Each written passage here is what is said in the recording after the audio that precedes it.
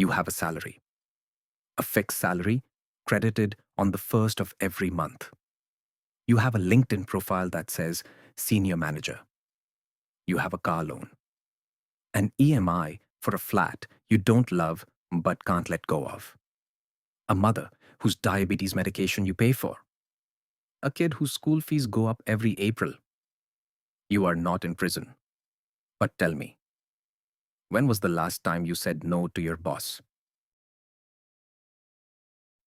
This is the story of Arjun, 31 years old, MBA from a decent college, not IIM, but decent. Joined a mid-sized pharma company at 26 with dreams of making an impact. By 31, the only thing he's impacted is his hairline. And here's the part nobody tells you about corporate life. The cage doesn't have bars. It has EMS. Entering the system day. 1. Arjun was given a laptop, a corporate email, ID, and a buddy named Sharma Ji. 47 years old. Been with the company 19 years. Sharma Ji knew where everybody was buried. Not literally, mostly. He pulled Arjun aside on the third day and said something that took 5 years to fully understand. यहाँ काम करने के दो तरीके हैं, जो दिखता है और जो होता है. There are two ways to work here. What's visible and what actually happens.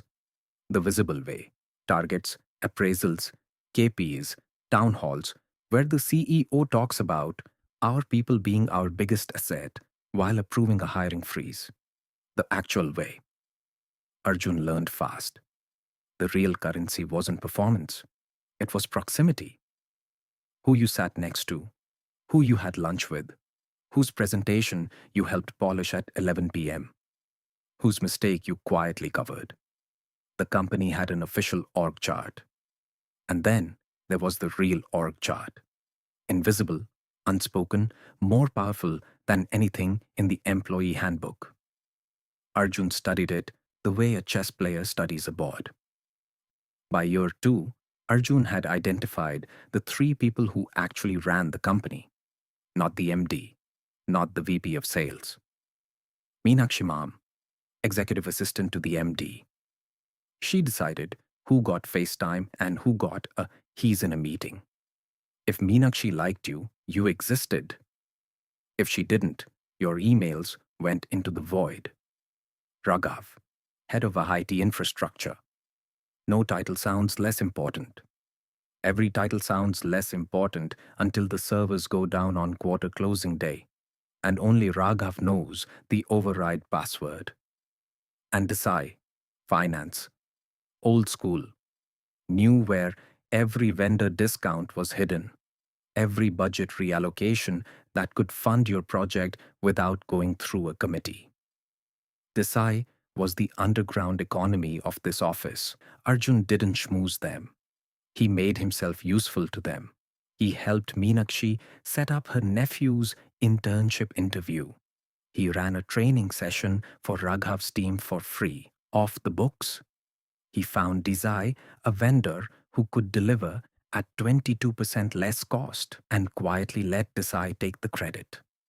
Within 18 months, Arjun had built something that doesn't exist on any LinkedIn skill section, an internal network of favors.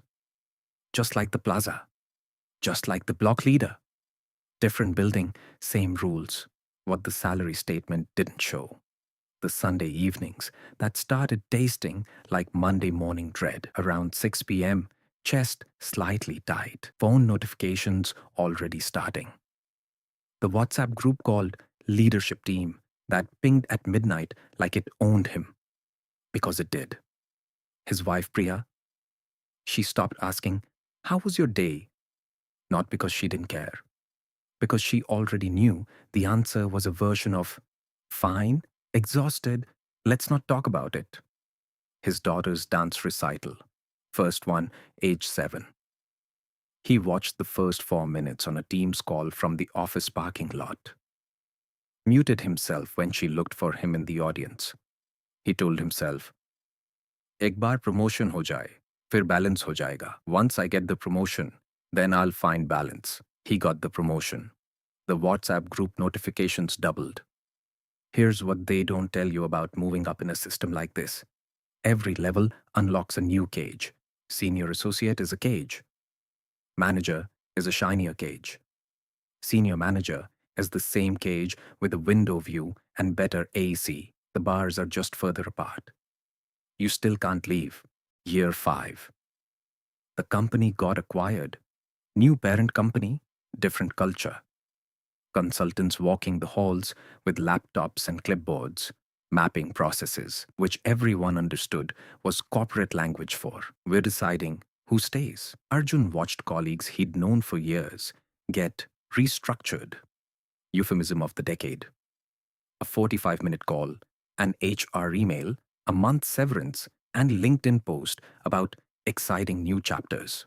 Sharmaji, 19 years, gone in a Tuesday afternoon meeting. The new boss, Vikram, was 34, spoke in frameworks, had a top-tier MBA, and zero interest in understanding how things actually worked here. He only understood dashboards. Arjun had 2 options. Fight Vikram's way, become a dashboard, reduce yourself to numbers, metrics, slides, or make himself irreplaceable the way he'd always been, through relationships, institutional memory, being the person who knew where the bodies were buried. He chose both, gave Vikram his dashboards, and quietly became the person Vikram couldn't function without. Adaptation isn't a strategy in corporate life. It's the only currency that doesn't depreciate. In year 7, Arjun is now director. And here's the thing about becoming a director. People start asking you for favors the way Arjun used to ask them. A younger colleague, Ria, 27, sharp as hell, reminded him of himself, came to him one evening. She was passed over for a promotion she deserved. Her work was better than the guy who got it. She knew it. Arjun knew it. She asked him to say something. He thought about it for 3 days. He knew exactly what to say, exactly how to frame it, exactly who to say it to. He said nothing. Not because he was a bad person, because he'd learned the system's first law. You don't spend political capital on battles that aren't yours unless you're willing to lose everything you've built. He hated himself for it. But he didn't change it. That's the moment Arjun understood what he'd actually become. Not a leader, not even a manager, a node in a network. Functional, reliable, replaceable if the right circumstances aligned. The system doesn't corrupt you dramatically. It doesn't ask for your soul in one transaction. It just takes 3% more every year. And one day, you look back and you can't find the version of yourself that had something to say. Arjun's company offered him a 5-year retention bond. Significant money, significant golden handcuffs. He signed it. Then he did something no one expected. He started spending Saturdays differently. Not networking, not working, learning. A skill the company had no use for, but he did. Financial modeling for startups. An online course, 6 a.m. on weekends. His daughter still asleep. He wasn't planning to leave tomorrow.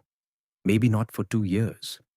But for the first time in 7 years, he was building something that belonged only to him. He didn't quit the cage. But he found the door. That's the thing about corporate traps. They're powerful only as long as you believe escape is impossible. The moment you start quietly preparing, the cage loses 50% of its power. He's still there.